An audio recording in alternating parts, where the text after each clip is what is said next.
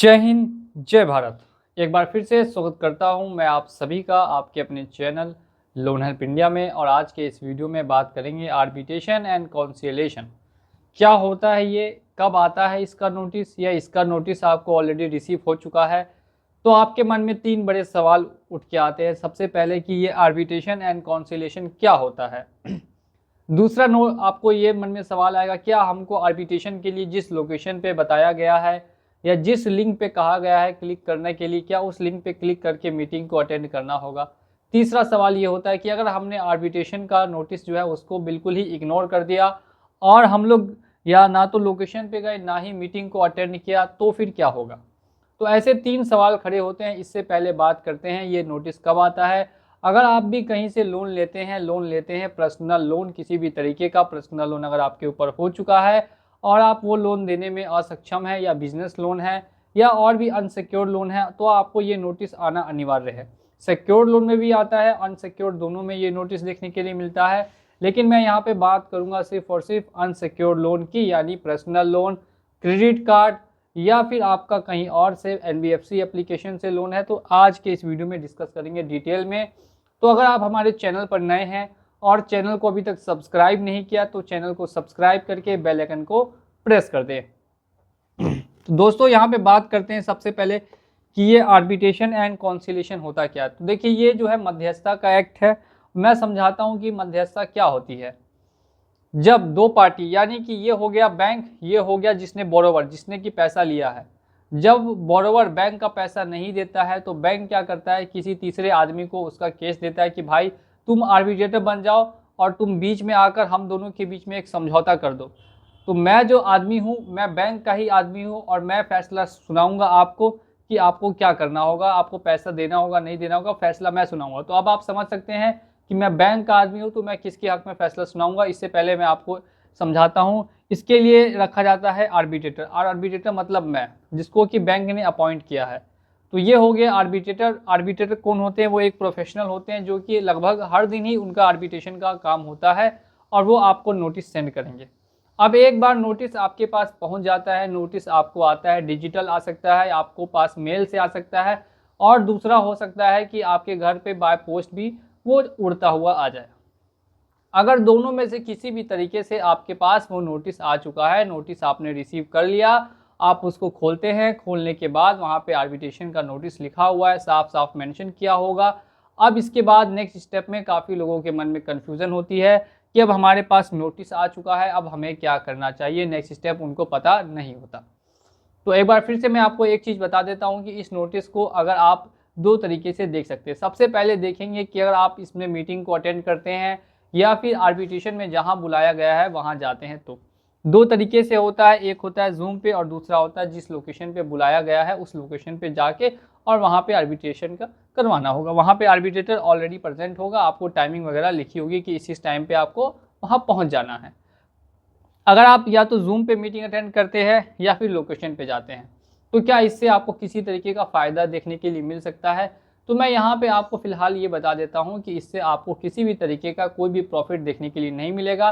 Profit देखने के लिए ना मिलने का सबसे बड़ा कारण ये होने वाला है कि जैसे ही आप वहाँ जाते हैं या फिर जूम पे मीटिंग अटेंड करते हैं, तो जो भी आर्बिट्रेटर होगा वो हमेशा ही बैंक के हक़ में फ़ैसला सुनाएगा, ना कि आपके हक़ में।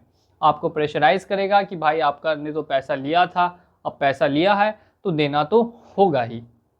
इस तरीके से वो आपको कन्विंस करेंगे, आपको समझाएंगे कि नहीं देते हैं तो फिर मैं आपके खिलाफ़ आगे एक्शन लूँगा, ये करूँगा वो करूँगा, लेकिन पैसा तो आपको देना ही पड़ेगा। इस तरीके के वहाँ पे आपको प्रेशर क्रिएट किया जाता है। तो ये हो गया अगर आप अटेंड करते हैं तब। इन केस आप अटेंड नहीं करना चाहते या किसी कारण से अटेंड नहीं करेंगे, तो ऐसे में क्या करना होगा। अगर आप अटेंड नहीं करना चाहते हैं या अटेंड नहीं करेंगे, तो इसके लिए आपको जो आर्बिट्रेटर है उनको एक नोटिस देना होगा। नोटिस ये देना होगा कि आप वहाँ जो है फिजिकली या फिर आप वर्चुअल जो डिजिटली भी या फिजिकली दोनों में से किसी भी तरीके से प्रेजेंट नहीं हो सकते, और उसका एक रीज़न लिख के और उनको एक नोटिस देना होगा। अब वो नोटिस कैसे दे सकते हैं, इसके लिए आप हमें व्हाट्सएप के जरिए संपर्क कर सकते हैं। वहाँ पे हम आपको बताएंगे, गाइड करेंगे कि कैसे देना है वो नोटिस। नेक्स्ट ये बात हो गया उनको नोटिस देने की। अब नोटिस देने के बाद ना तो आप उनके साथ डिजिटली कनेक्ट कर रहे हैं और ना ही आप उनके पास फिजिकली कनेक्ट कर रहे हैं, यानी कि अब आप आर्बिट्रेशन में नहीं जा रहे हैं। तो क्या आप आर्बिट्रेशन में नहीं जाते तो कोई फैसला नहीं निकलता, और आर्बिट्रेशन के फैसले से आपके ऊपर क्या प्रभाव पड़ता है। तो अब चलिए इसके बारे में डिस्कस कर लेते हैं। देखिए, मैं आपको ऑलरेडी बता चुका हूँ कि अगर आपके पास लोन का कितना भी बड़ा अमाउंट हो तो सबसे पहले बात है कि आपको डरना और घबराना नहीं है, आपको हमारे चैनल को लगातार ही फॉलो करना है। और दूसरी बात, मैं हमेशा आपको ये बताता हूँ कि अगर आपके ऊपर ऑलरेडी लोन हो चुका है तो आप कोशिश कर सकते हैं लोन को सेटल करने की या लोन को टाइम लेकर पेमेंट कर देने की। अगर इन दोनों में से कोई भी ऑप्शन आप नहीं चूज़ कर पाते हैं तो भी कोई दिक्कत नहीं, आप हमसे आइए, जुड़िए, हम आपको ऑलरेडी गाइड कर देंगे। अब बात करते हैं, जब आर्बिट्रेशन का यहाँ पे फैसला निकलता है तो इसमें दो तरीके के यहाँ पे फैसले आते हैं जो कि मोस्ट प्रोबेबल होते हैं और ज़्यादातर केसेस में देखने के लिए भी मिलते हैं।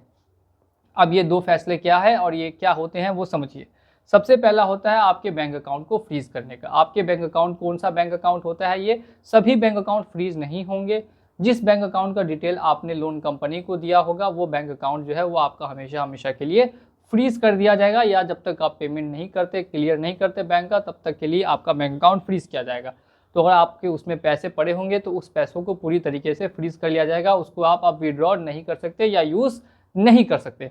तो ये सबसे पहला हो गया बैंक अकाउंट को फ्रीज करने का। जैसे ही वहाँ से फैसला निकलेगा आपके बैंक अकाउंट को 2 से 3 दिन में फ्रीज कर दिया जाएगा।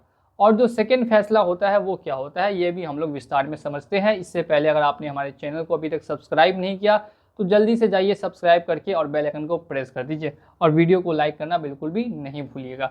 दूसरी बात करते हैं कि 10 दिन का इसमें आपको टाइम दिया जाता है, 10 डेज़ का टाइम दिया जाता है। कहा जाता है कि 10 डेज़ के अंदर अगर आप पेमेंट नहीं कर पाते हैं तो आपके ऊपर लीगल एक्शन या लीगल कार्रवाई की तरफ वो रुख करेंगे, कंपनी लीगल एक्शन भी लेगी। तो ऐसा आपको कहा जाता है कि 10 दिनों के अंदर आपको पेमेंट करना होगा, नहीं तो लीगल एक्शन लिया जाएगा। और उसमें अमाउंट दे दिया जाता है कि इतने रुपये इसका जो आउटस्टैंडिंग अमाउंट है ये आपको 10 दिनों के अंदर अंदर क्लियर करना है। ये जब आर्बिट्रेशन का फैसला निकल के आता है तब आपको उस पेपर में देखने के लिए ये दोनों चीज़ें कन्फर्म ही मिलेगी।